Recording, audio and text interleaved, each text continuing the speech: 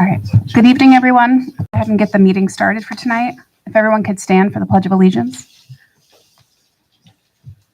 I pledge allegiance to the flag of the United States of America and to the republic for which it stands, one nation, under God, indivisible, with liberty and justice for all. Okay. We'll just read the mission statement. The mission of the Chatham Central School District is to provide students an education that nurtures intellectual curiosity and focuses on academic and cultural foundations. Our students will graduate with knowledge, problem-solving abilities, and character needed to participate ethically, adapt, succeed, and contribute in their future educational, career, and community endeavors. Can we get approval of the present agenda? Motion. Second. All in favor? Any opposed?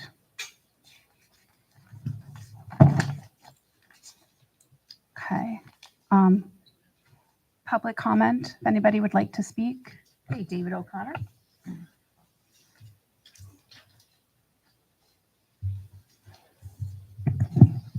Good evening, everyone. I hope everything's going well at the start of the school year. At your last meeting, there was a very brief discussion about super eval and the use of that the board was going to follow with Mr. Court's evaluation. I queried the central office for the software costs for that. So just a no-notice quiz. Would any board member know what the annual cost is for the software of super eval? You don't need to answer. $1,930 for one evaluation, and I know it's an important one, but I know that the 7 members of the board are extremely intelligent and have had management and leadership jobs before, where you're used to writing evaluations, as Mr. Court is. I'm positive that the school board can better use $2,000 this year. An idea would be give it to Mr. Bordell and his team so you can do something with regards to bring in group speakers or other programming to help with your chronic absenteeism in the high school. Again, right now, based upon last year, 30% of Chatham high school students are chronically absent, missing 10% or more of their classwork or coursework or days in attendance. And we know that that's not going to lead to successful employment or college. And I do want to urge you to push forward on steps, meaningful steps, please, on an every other week or a monthly basis on the possibility of consolidating. Your budget is very high. We want money to go for kids' education. And if we can save on some building costs to dedicate this money to students' education, that would be win-win for everyone. Thank you. Thank you. Would anyone else like to speak? We have Eliza Braley and Alexis Neiman. Okay.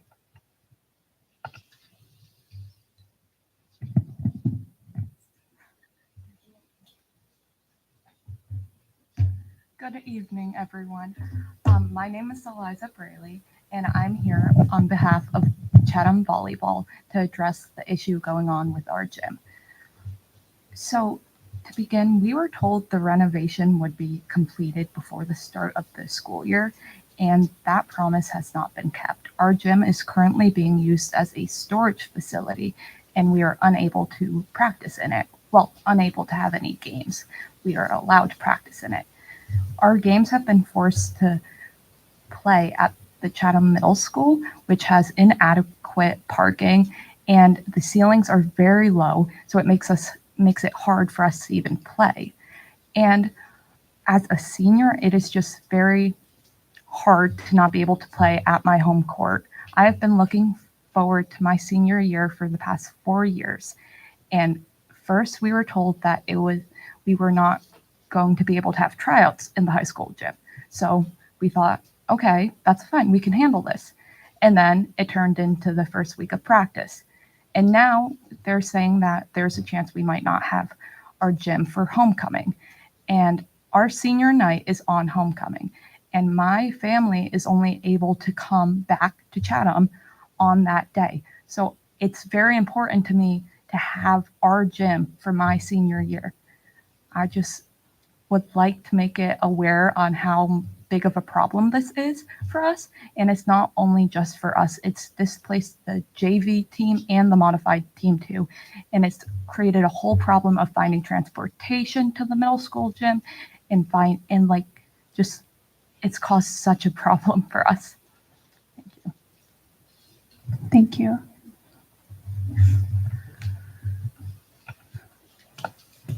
Thanks for speaking.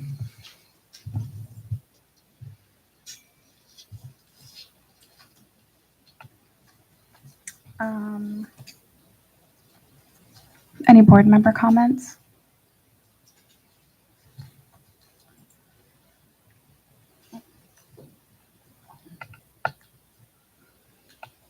Linda, did you want to speak?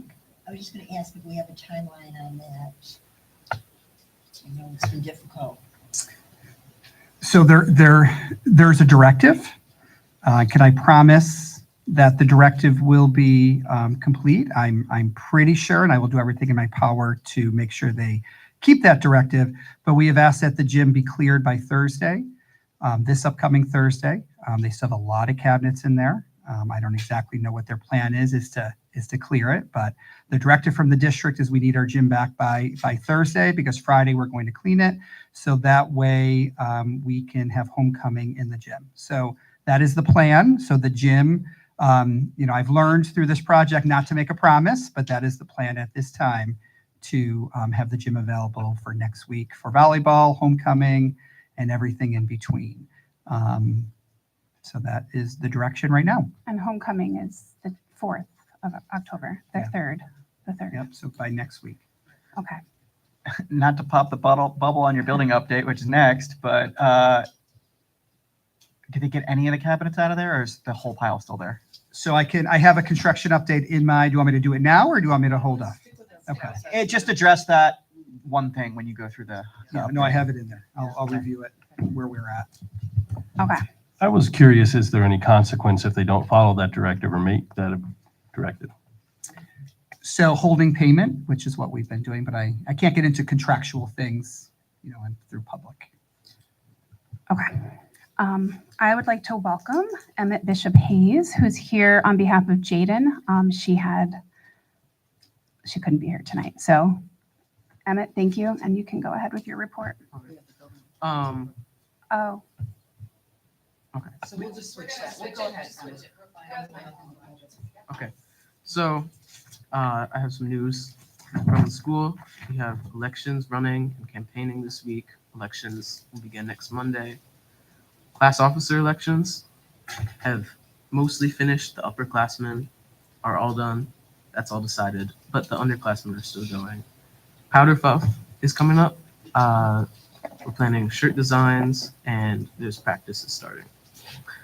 Additionally, we have homecoming on the 3rd or 4th /4th, it says.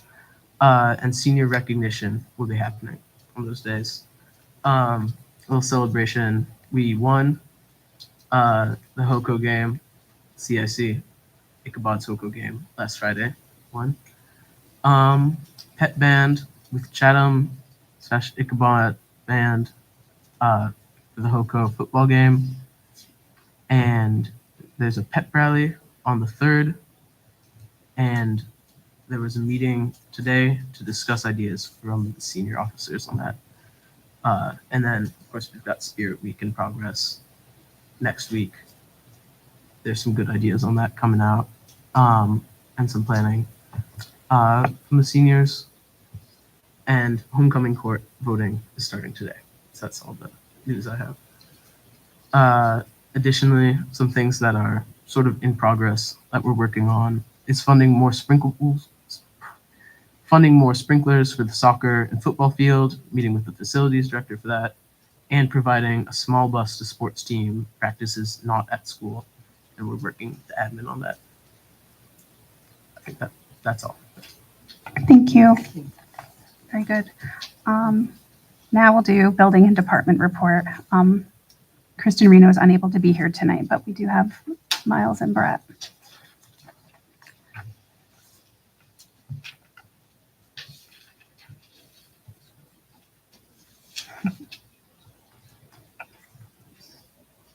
Miles is going to go first. He never gets to go first. It's a break with tradition. Okay.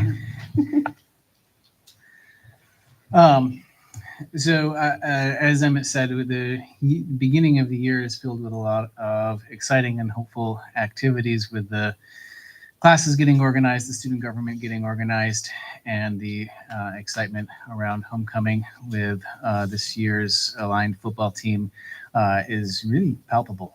People are excited about it. The athletic program is doing some really remarkable things right now, and there's a high level of involvement in that. So a couple of things that I wanted to mention to the board that we are working on this year. Terry Bordell brought in the idea last year of a state recognition called the Seal of Biliteracy. And our Chatham Seal of Biliteracy Committee is meeting again this week. We hope to be able to offer that graduation endorsement to worthy Chatham seniors this year. It's a state seal on the diploma, along with a pretty snazzy medal, but it's a recognition that you've achieved a high level of proficiency in 2 languages. Originally a designation for English language learners. It's now broadened to be available to all sorts of people, and we are at the start of the process, but we're pretty confident that we'll be able to offer it if anybody in the senior class wants to take us up on it this year. We have an assembly coming up this Friday as well from Albany Medical Center, focused on safe driving, but also on safe passenger behavior. It's a high fraction of car accidents that happen because a teenager was distracted by another teenager in a car. So our guidance department, kind of spearheaded by our social worker, Tracy Kelly, wants to put this information in front of the students and give them the tools to make solid decisions, when they're getting in cars with each other, which they are going to do throughout their time in high school. A update on the cell phone ban. As many of you know, the first level of consequence for students when they are caught with a cell phone last year or this year is that they are directed to the office, and their cell phone spends the rest of the day in cell phone jail. It's a bit, there's a sign-in system, and they put a sticker over it. It's very to make sure that their phone isn't tampered with, and they get the right one back at the end of the day. We try to be very careful with them, of course, because they're important. We were not sure at the beginning of the year how much of an uptick in traffic there would be into cell phone jail this year, since the ban is now bell to bell from the start of the school day to the end of the school day. At this point in the school year, there have been less than 5 cell phones coming into cell phone jail. And adults have been vigilant in the hallways. We just have not had an enforcement issue as yet. And I can report anecdotally that there's a lot more human interaction and chatter in the cafeteria than there has been before. A lot more games of Uno, games of cards. I've seen a bunch of board games broken out. It's actually been quite charming to see. So I will proceed with cautious optimism there, but at this point, the cell phone jail is less busy than it was last year, if anything. We are starting new activity this year, looking into how to make the capstone skills kind of even more bone and fiber of Chatham High School. So we've started once monthly capstone discussion groups, breaking the students up into smaller groups with 2 faculty members to just work through a series of guided questions around each of the 9 capstone skills. We had kind of the first iteration of it earlier. We're also using these groups as our emergency drill pods, if you will, so that's important that students know who's in their group and where to go. We're excited to see where that goes as well. The capstones are kind of a little bit the invisible curriculum here at Chatham. They're embedded in everything we do, but we thought it was time to make them a little bit more explicit. Talk with the students about what these concepts are and why they're so important to us that we have baked them into everything that we do here around the capstone project. This year, our think tank is actually the chronic absentee problem is the focus of our think tank this year, working, not just on, how we increase accountability for students who are not here, but also how we increase supports. And, this is something that I think we already do pretty well on, but thinking like, how do we make this a place where it's desirable to be? There's a lot of different heads to this particular hydra as we approach it, and I think they're all important. And I just want to note, just an aside on that, like we are depressingly right in line with all of the national averages on the chronic absenteeism. It's not that we're doing worse than anybody else, but we're not doing better, and we certainly would like to. And one last thing from me on the capital project, Mr. Court will give you the building update and everything. I just want to highlight the exceptional flexibility that the staff has shown in making things work as they have had to flex around the, being in one place or another for the construction. We are excited for the new facility, and I am incredibly grateful for the graciousness of everybody involved as we have been flexing around inevitable construction delays. It's really been a remarkable experience. Thank you. That's great to hear about the cell phone. Yeah, before moving on, so I was really excited to hear about the seal that was going to be offered, and Terry introduced that to us earlier in the season. I guess with the idea that this is maybe the first of a few potential seals. Okay, two to start with. Seal by literacy, and there's another one, the seal of civic readiness. Yeah, but from the state's perspective, they have a number. They have a number available, or that will be available. We already do 2 of them. Yep. So the specifically this one, the biliteracy. What's the qualification? Yeah, so students have to earn. There's a criterion, and they have to earn 6 points, right, in these criteria, and they can earn those points. They need 3 in each language. That they're generally one of the languages is always English, either because they're learning it or it's their native tongue. And then the other language, you earn 1 point through some sort of accredited exam. Mastery on the Regents is a way to get a point. There's the NICESLAT, which is a test for English language learners, or the appropriate checkpoint in foreign language class. So that's an appropriate exam is 1 point. And then you can get 2 points through giving a presentation in the language concern.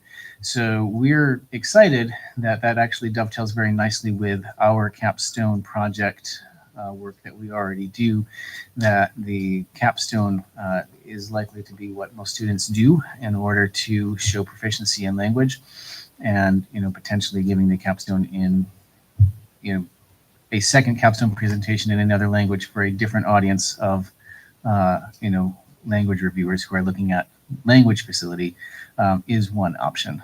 So there's a couple of other ways that students can get points, but the presentation is worth 2 points out of the 3. So I suspect students will go for that. So I think what I'm hearing is the presentation is going to be potentially a new academic requirement that students would have to sign up to complete if they need to do a capstone in a second language, for instance. But the remainder of the requirements are lower than I would have expected. So they don't need to finish our Spanish program, for instance, to get that. So the checkpoint in Spanish is likely something that one of our seniors would take. The appropriate checkpoint is one of the more difficult Spanish language tests. So Okay, so it's not like level 2 or 3. It's no, I mean, they Okay. really have designed it so that they want students to be highly literate in their second language Okay. as well. all right. Well, I'm excited about that. I hope I hope our student body, at least we get a few takers on that. But in addition, we have a bunch of people dropping off halfway through our Spanish program because they don't see the point. And so this would be a great motivator. That's one of our hopes with this, is that, you know, with this credential, students can have something which will kind of just make their resume a bit thicker and kind of give them a little bit more to be proud of coming through the language program. And we really look at it too as an enrichment opportunity for kids that want to push themselves, right? It's a way to really show mastery in that language. So we're really trying to hone it in as if for students that really want to push themselves, challenge themselves, it's the right way to go. And the state is really looking at these seals, especially as they start to look at the regions. So I think we're going to hear more and more of these coming. This is a big push for the state to really utilize these seals as another measurement towards achievement for students. So I think we'll hear more and more. I'm excited. I'll talk more about this in a minute, but Terry and I are getting debriefed by State Ed next week at a conference that we're going to. So I'm sure we'll get more about the seals and what the future of the seals will be. Can I just add one thing? I think, Matt, to your question too, with the checkpoint exams Miles was talking about. So checkpoint B is a requirement, graduation requirement, but checkpoint C is not. So that's kind of that added, what I think you speak of the kids continuing on, that's the optional kind of enrichment part of it. I mean, the issue I see is a large percentage of our student body are being educated through Spanish 2 or 3, which is barely enough to get through a taco stand. Whereas getting to Spanish level 4 or 5 makes you conversational and actually able to work in that second language conversationally. And we just see all this program fall off before they get there. They've invested 4 years in Spanish and then they don't get to that bar. That really is the benefit of it, I think, with the seal, is that they do continue on into 4 and 5. And then, so the exam is the one extra point, but exactly. That's originally when the seal came out, it was focused on English language learners and giving them a fairer shot because of the challenges of their learning program and their pathway. However, it kind of blossomed, I would say, into folks using, kids using Spanish as the second language and encouraging them to continue beyond level 3. So just to clarify that, because there's much controversy many years ago about there's no regents anymore in foreign languages, and there used to be for years. So these checkpoint exams kind of replaced it, and they're vetted in a